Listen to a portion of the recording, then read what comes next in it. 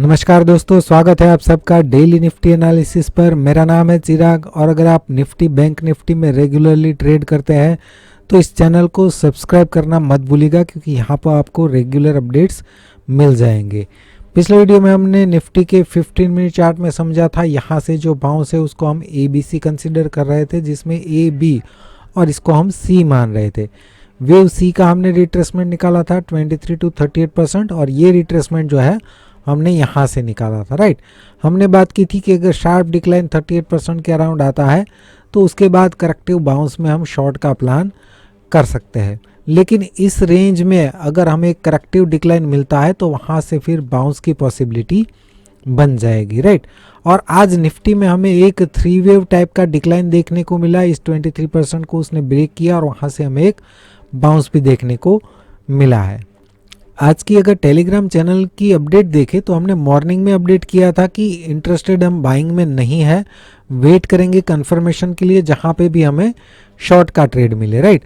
और यहाँ पे फिन निफ्टी में हमारा ज़्यादा फोकस था क्योंकि एक्सपायरी जो है वो फिन निफ्टी में थी। शार्प डिक्लाइन एक हमें देखने को मिला था फिन निफ्टी में, हालांकि तीनों में डिक्लाइन था।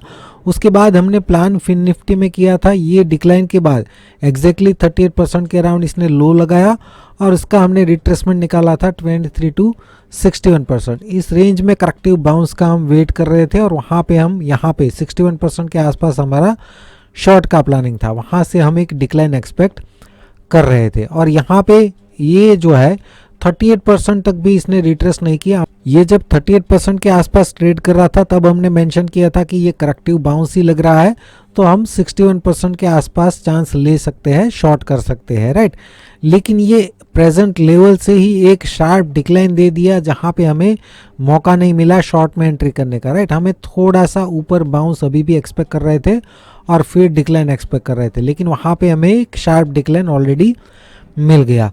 उसके बाद हमने वेट किया और यहाँ पे तीनों में 38% रिट्रेसमेंट जो डिक्लाइन था उसका ब्रेक कर दिया और हमने यहाँ पे फिर निफ्टी में फोकस किया था कि अब इस रेंज में करेक्टिव डिक्लाइन आता है तो ये सपोर्ट रेंज है और यहाँ से बाउंस हम एक्सपेक्ट कर सकते हैं। और यहाँ पे एग्जैक्टली 50% के आसपास इसने डिक्लाइन करके एक शार्प बाउंस किया, राइट।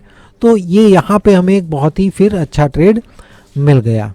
अभी फिर से अगर हम निफ्टी का 30 मिनट चार्ट देखें तो ये पहला बाउंस जो है ABC है, दूसरा ABC, इसीलिए हम तीसरा भी ABC ही एक्सपेक्ट कर रहे हैं। ये AB और C में जो है यहाँ से हम डिक्लाइन एक्सपेक्ट कर रहे थे कि 38% के आसपास एक शार्प डिक्लाइन आना चाहिए, लेकिन वो नहीं आया। यहाँ पे भी एक करेक्टिव डिक्लाइन करके बाउंस कर रहा है।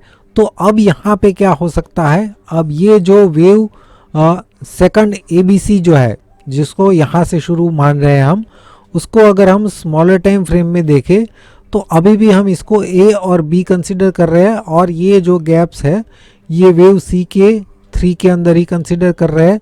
और मान लीजिए कि अगर ये 4 है तो यहाँ से उस 5th का प्रोजेक्शन निकाले तो ये रेंज निकल के आ रही है 19,465 से लेकर 19,550। इस रेंज में हो सकता है कि ये एक इम्पल्सिव बाउंस कंप्लीट करे, राइट। तो जैसे ये यहाँ से बाउंस करेगा हम यहाँ से जो रिट्रेसमेंट है या फिर यहाँ से जो रिट्रेसमेंट है उसको निकालेंगे। जो हाई, जो भी रिसेंट हाई बनेगा वहाँ से वो रिट्रेसमेंट निकालेंगे। दोनों रिट्रेसमेंट ले सकते हैं हम, जैसे यहाँ पे भी हमने दोनों लिए थे तो अभी भी हम वो दोनों रिट्रेसमेंट निकाल सकते हैं, राइट। और वहाँ पे 38% जो भी हमें मिलेगा वहाँ तक शार्प डिक्लाइन आता है तो कंफर्मेशन आएगा सेलिंग के लिए। उसके बाद करेक्टिव बाउंस जो भी होगा उसमें हम शॉर्ट का प्लान कर सकते हैं, राइट। तो कल भी कोई प्लानिंग में चेंज नहीं है। जैसे आज हमने पेशेंटली वेट करके ट्रेड प्लान किया था, कल भी वैसे ही हम प्लान कर सकते हैं। फ्रेंड्स, बैंक निफ्टी और फिन निफ्टी में भी सेम तरीके की पैटर्न ही बन रही है, तो मैं उसको अलग से एक्सप्लेन नहीं कर रहा हूँ। वीडियो को लाइक और शेयर ज़रूर कीजिएगा और जो भी इंटरेस्टेड है टेलीग्राम चैनल में और जो उसके साथ आपको इलियट वेव का वीडियो कोर्स मिल रहा है उसमें इंटरेस्टेड है तो डिस्क्रिप्शन में आपको लिंक मिल जाएगा। वीडियो देखने के लिए आपका बहुत बहुत शुक्रिया, धन्यवाद।